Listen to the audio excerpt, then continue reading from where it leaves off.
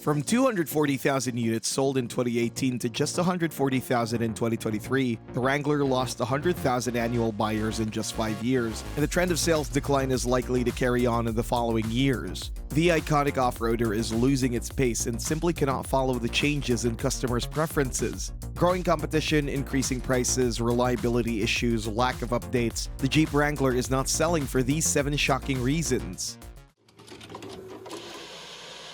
Number 7. Price increase.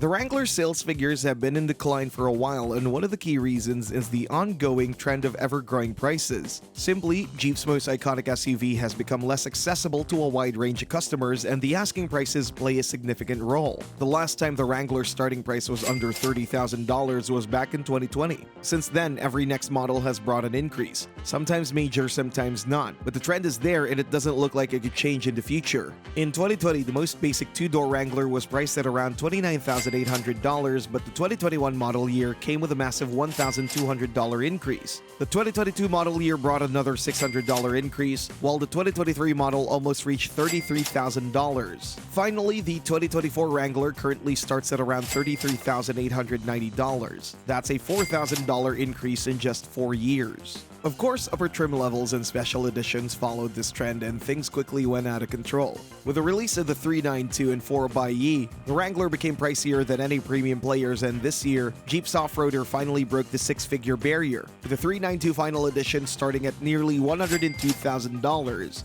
We understand the upgrades and the fact that the Hemi V8 will be discontinued this year, but that's too much. Number 6. Ride quality. The Jeep Wrangler is primarily an off-road vehicle, but when the 4-door version was introduced, it became clear that Jeep was aiming at families as well. Yes, off-roading is still in focus, but the idea was to offer a spacious and practical interior. The only thing that was missing, and Jeep hasn't addressed that issue up to these days, was the ride quality. High ground clearance, fat all-terrain tires, boxy shape, and poor sound insulation are just some of the things that come to mind. The Wrangler's on-road manners are anything but great, and the biggest problem is probably that the Wrangler's base suspension setup hasn't changed for years. The Wrangler still features solid axles on both ends, and while that's certainly the way to go in terms of ultimate off-road performance, it's not exactly the most versatile solution. Jeep engineers chose not to go in the same direction as some rival companies did. Ford fitted the new Bronco with an independent front suspension and combined it with a solid axle on the rear end. Toyota did the same thing with the 4Runner, while the new Land Rover Defender features independent suspension on both ends and blends on and off-road performance like no other SUV on the market. The Wrangler, on the other hand, features the worst on-road manners of the pack. It's firm and leans way too much in corners, not to mention that its lack of steering precision became legendary. Number 5. Fuel economy. Besides prices, another thing that made the Wrangler not particularly accessible for the wider audience, especially those looking for a versatile and practical everyday commuter, is its fuel economy. This isn't a particularly efficient vehicle, especially when you compare it to modern SUVs that predominantly ride on unibody platforms. But things don't look particularly great when compared to direct rivals either, because base models, for example, still rely on a naturally aspirated V6 engine. Rivals, on the other hand, already switched to smaller displacement turbo 4 units, while the new 4Runner also comes with a hybrid powertrain.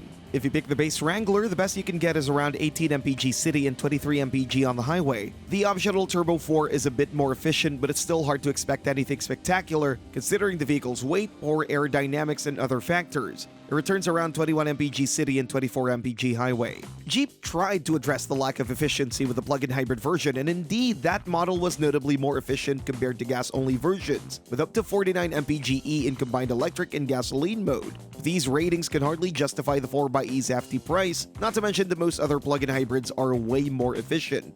Number 4. Practicality.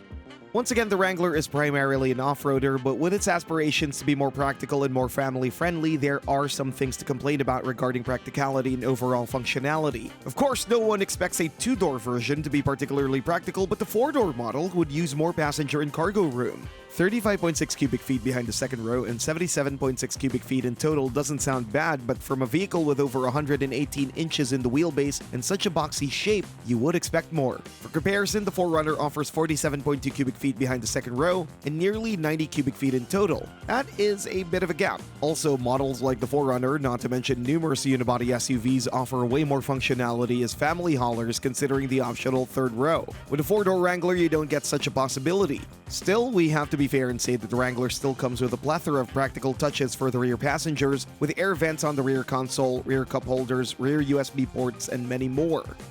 Number 3. Reliability issues. The Wrangler may look rugged, but in Jeep's typical fashion, it's not exactly the most reliable vehicle around. The current generation faces a couple of common issues, more or less problematic. For example, some owners reported issues with the automatic transmission, things like rough shifting and occasional hesitation.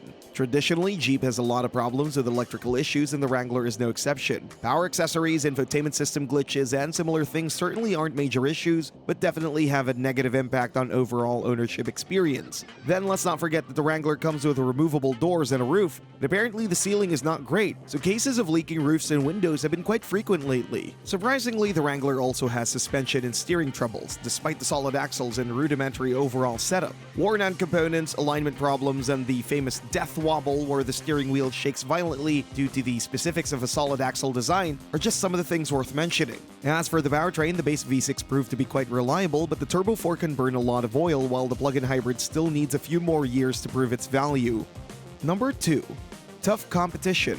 When we look for the reasons for the Wrangler's declining sales, it's impossible not to take the growing competition into account. Just a few years ago, the Wrangler was pretty much the sole choice in the segment, with the outdated 4Runner as a key competitor. The landscape changed drastically in the last few years. First and foremost, Ford finally brought back the Bronco, the iconic off-roader that's been absent for 3 decades. It turned out that this resurrection was a fantastic move by the Blue Oval Company, considering that the new Bronco marks pretty impressive sales records. Simply, it's a fresher, more modern vehicle with more efficient engines and more attractive aesthetics. Then the new Land Rover Defender came, with by far the best blend of off-road performance and on-road comfort on the market. Yes, it's more upscale and more expensive than its mainstream competitors, but its versatile nature brought a pretty impressive increase in the last few years. The British automaker sold 14,000 Defenders in 2023, and we're pretty sure that many of them went into the hands of former Wrangler owners. Finally, the redesigned 4Runner is here. Toyota's off-roader aged like wine and managed to keep impressive sales records even 15 years after the launch of the now previous generation, and now it comes even better with new tech, way more efficient powertrain, and other improvements, so it's clear that its sales figures can only go up in the next few years. Number 1. The Wrangler is old. Along with the growing competition, there's a simple fact that the current generation Wrangler is not the freshest model around. The current generation has been around since 2017 and is now the oldest model in its class. Another problem is that we haven't seen too many updates meanwhile. Yes, there were yearly changes, but those were mostly in terms of new special editions, new pieces of standard equipment, and similar things. The Wrangler has been lacking substantial updates. Well, the facelift finally came with the 2024 model, but even that refresh is rather subtle. The biggest visual update is the new design to the famous 7-slot grille. Headlights have been revised too, while there are also new wheel styles. On the other hand, the biggest change is probably the new 12.3-inch infotainment screen. Other than that, updates are mostly about new standard features, new special editions, and things like that. Off-road variants have been updated as well, both visually and mechanically, but altogether, we think that this update lacks substantial changes and that Jeep should have done more. Will these updates be enough to finally change the trend of decreasing sales and keep up with the competition? We'll find out soon enough. Thanks for watching, and we'll see you next time.